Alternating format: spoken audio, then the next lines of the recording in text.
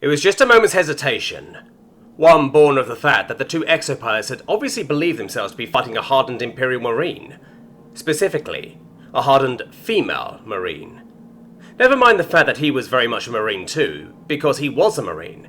He would always be a male, and in Ashovanti's eyes, that factor trumped any other considerations when it came to his identity.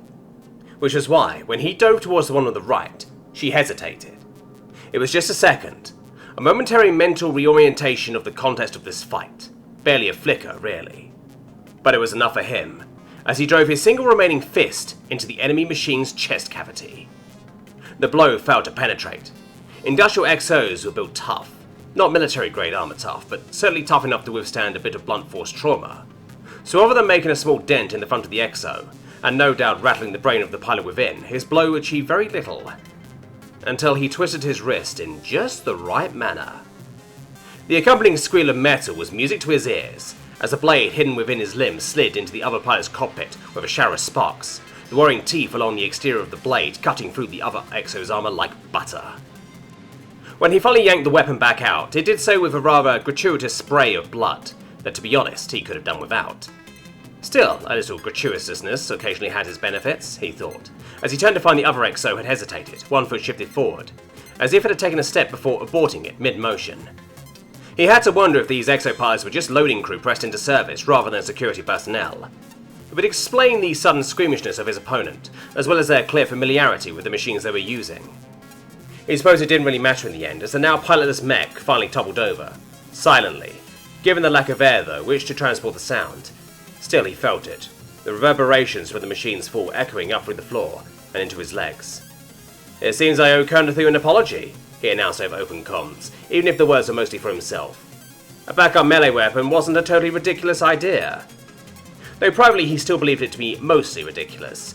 Unfortunately his engineering colleague was still a Ashovanti despite her other oddities, and that meant an almost exaggerated disdain for the idea of ammo capacity being a limitation for an XO, which was why it had been so hard to persuade her to drop the idea of using a directed energy weapon tied to the suit's internal generator, and instead switch to a far more powerful and energy efficient railgun design.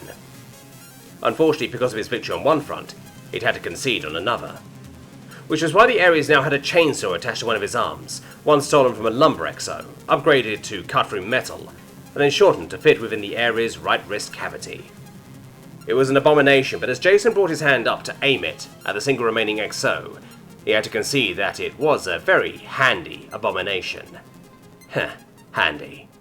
He chuckled, though it quickly turned into a fairly undignified and surprised snort as the other XO got over its surprise and charged at him. The human's mech, and wasn't that a strange notion, managed to dodge the charge of her underling's XO. Then he started dodging around as the much bigger mech repeatedly swung at him with a total lack of grace or deftness. Not that Hella had been expecting anything else as she watched the feed on the screen in front of her. The operator of the industrial XO was a civilian after all, and when you use subpar tools for a job, you got subpar results. As evidenced by the veritable trail of bodies that Jason had left in his wake, she thought. Sure, some of them had been part of her internal security force, but most had been members of the ship's crew. Technicians, stewards, chefs and the like, as she pressed into service. Which is a damn shame, because Grella made a rather excellent sliced calvat, she thought, as she irritably watched Jason manage to get in a swipe against his attacker's arm, that ridiculous saw blade causing a flurry of sparks, visibly paralysing the limb. Still, it was an unfortunate necessity. She had been forced to leave a good portion of her crew behind when she left Guruthu, what with them all being on the ground at the time and most of her crew on shore leave. Heck, it had only been sheer luck on her part that she'd been on the ship itself when that damned interior agent had jumped into the system with an honest-to-goddess arrest warrant for her. That part still blew her mind. She'd been smuggling furballs off Guruthu for nearly 2 years without issue, right under that lowborn Panora's nose. The woman had been none the wiser, according to the report she received from moles in the local interior agent's office, not more than 2 weeks ago. Nothing had changed. The right people had been bribed on time. Her collections crew had left no witnesses. They made sure to only take people who otherwise wouldn't be missed. Yet somehow Panora had figured it out. More than that, the woman had the tits to actually do something about it. That thought brought at least a little glimmer of satisfaction amidst the raging fury she was desperately trying to keep from showing on her face. Regardless of how the next few hours or days played out, her family would make sure that the up-jumped law enforcer discovered in full what happened to those who crossed their social betters. Speaking of up-jumped thugs, she thought. She turned her attention to the harried-looking woman standing at a terminal across from her. Her agitated-sounding chief of security was speaking in a rapid-fire tone in her headset, though at Hella's words she stiffened before slowly turning around, sweat beading on her forehead. "We've run into some complications," she said reluctantly. Hella took a deep, calming breath, reminding herself that she'd selected the other woman for her lack of imagination and ability to keep quiet, not her competence. "What complications?" he asked icily. "He's pinned down just like you wanted. Why aren't your people moving in yet?" Specifically, the small group of actual militia troopers that they'd had on board when the Moor had been forced to flee, and that they'd been ostensibly holding back until Jason's exo was sufficiently worn down by her irregulars that it could be taken out without her losing too many security personnel in the process. A strange notion, but reasonable. After all, where she was going, labour would be cheap, but soldiers whose loyalty could at least be somewhat relied on would be in short supply, which meant that they had to be rationed, even witless ones like her current head of security. Due to damage taken in our earlier engagement with the picket ships around Gurthu, a number of our internal security doors are not responding to commands. The woman glanced back nervously. "It's delaying the movements of my security team around the ship." Hella hissed irritably, causing the woman to flinch. "How long?" 2 minutes, the militia lieutenant said quickly. 3 at the most. Hella glanced back down at the live feed coming from the cargo bay. "We may not have 2 minutes, she announced drolly. Indeed, even as she watched, Jason was in the act of finishing his foe in a rather brutal manner. Though what circumstances resulted in him using his opponent's discarded leg as a blunt instrument, I do not know, she thought, as she watched the human's mech finally bested its opposite number, caving in the front of the machine with the battered remains of the other suit's leg. She'd have to watch the security tapes later to find out. "We don't?" the militia woman asked, causing Hella's irritation with her to tick even higher as she noted the hitch of fear in the other woman's voice. Honestly, a man killed a few dozen terrified technicians with pistols, and the rest of the crew started treating him like he was some kind of Death's Head commando, instead of a clearly desperate primitive at a jury-rigged exo, desperately trying to spite his betters. Never let it be forgotten that he was a he, which only made her head of security's inability to have brought him to heel, thus far all the more shameful. "Fear not," Hella said, eyes still on the screen. "I spoke too soon. It seems the loss of 2 of my exos and their operators was not totally in vain." Jason's exo was down, and despite what was clearly his best efforts, didn't seem to be getting back up. Clearly something critical had finally given out in the machine, because from what she could see, his legs were no longer functioning. His mech's legs appeared to have lost power. She glanced at her head of security. "Are your people ready yet?"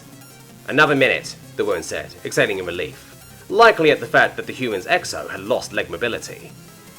Hella twitched but nodded. "Remember, I want him taken alive." The ape had given her people a good run, but it was over now, though she had to stifle another irritable twitch as the human, in a seemingly final act of defiance, flung a chunk of discarded metal at the camera watching him, cutting off her feed from the area.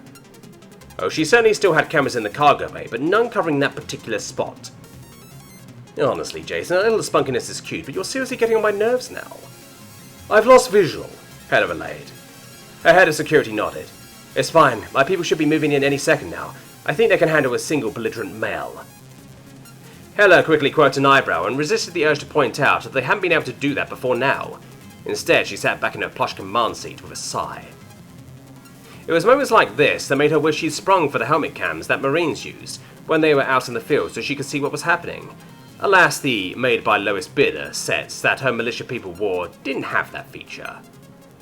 Or any features at all really, beyond a very thin coating of thermoplast and a 30-minute air supply, though both those features had also been known to fail in the past as well. Might have to reconsider that policy, she thought, as she swiveled around in her chair, idly listening to the ambient noise of her bridge crew. Can't exactly go about relying on the aegis of the family name when I defect to the consortium. Of course, that line of thought brought up a whole host of issues and emotions she really couldn't afford to deal with right now. Empress above, she couldn't believe she was actually doing this, running away from the Imperium. Sure, she'd always known it might be a possibility when she set up her little side gig, but she never really expected it to happen. She was the goddess-damned heir of the Hellstrom dynasty. Crossing her family was political suicide for anyone outside a ducal line. So where did some nobody bureaucrat from the interior get off bringing her up on charges?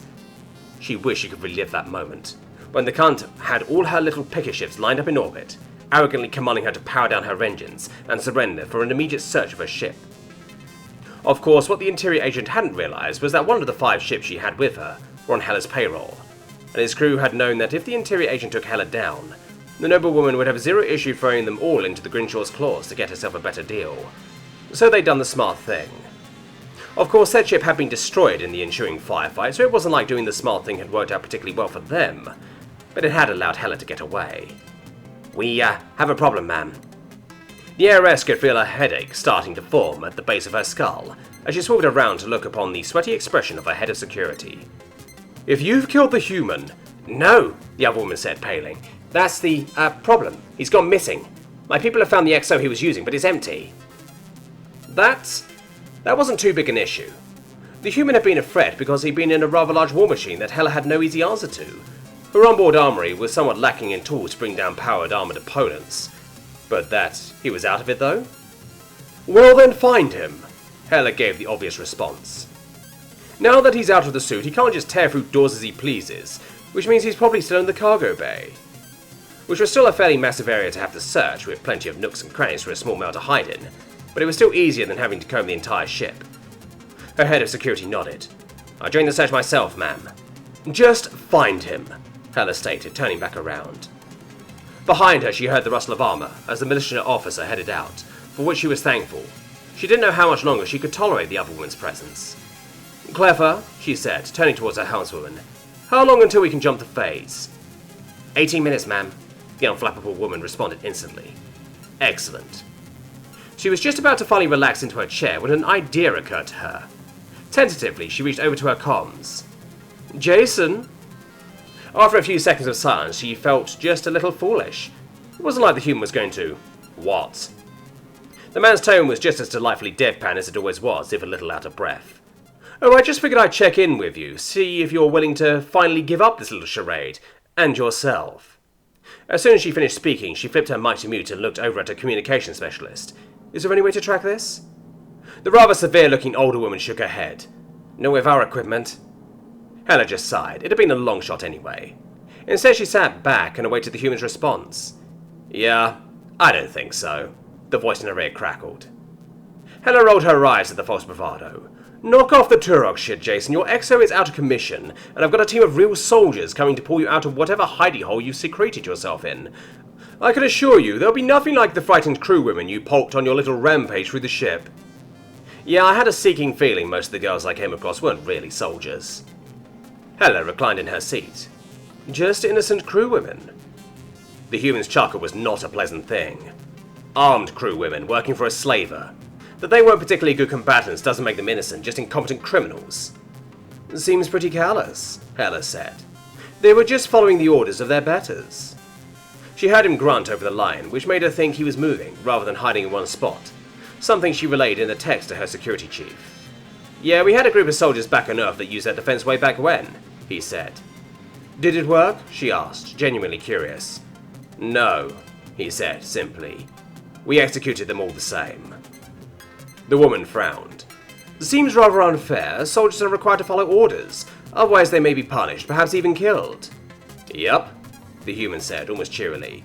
But they still had a choice. A shit choice, but a choice nonetheless. Still seems unfair. Life's not fair. If it was, I'd still be on Earth, not stuck on a piece of shit spaceship, talking to an even bigger piece of shit woman. Alright, fuck this. That did it. She was done playing the gentlewoman. Her quota for male precociousness had officially reached its end. You listen here, human. I'm done with this shit. You've refused me twice, you've killed my crew, destroyed my machines, damaged my ship, and now you've insulted me, she hissed into the line. My patience is at an end, no more playing. Give yourself up right now, or I'll have you stripped bare and forced to service every one of my crew before you reach the consortium. It might negatively affect your value, but I'm willing to swallow the loss if it means I don't have to swallow any more of your Turok shit. Silence reigned on the line, and in the bridge. The rest of her crew apparently stunned by the sudden outburst.